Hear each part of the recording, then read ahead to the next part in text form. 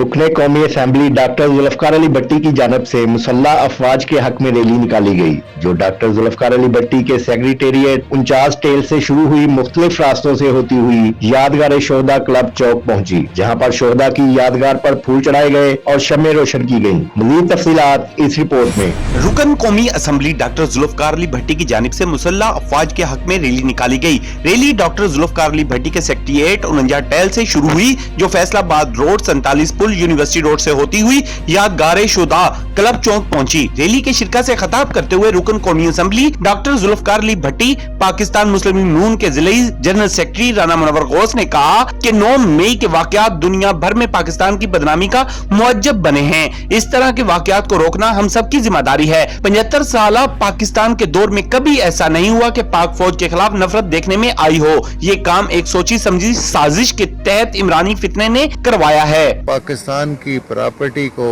इंतहाई नुकसान पहुंचाया गया। ये इस किस्म का वाकया पाकिस्तान की तारीख में एक अनोखा वाकया था और वो पाकिस्तानी कौम के लिए बड़े एक दुख और मलाल में मुब्तला है।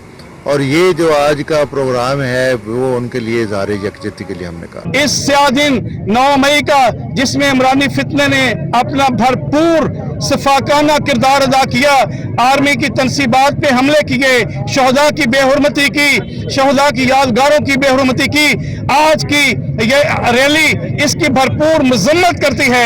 रैली के शिरका ने शोहदा की यादगार पर फूल चढ़ाए और शम्में रोशन की और शोहदा के साले सवाब के लिए उनके दर्जात की बुलंदी की दुआ की गई।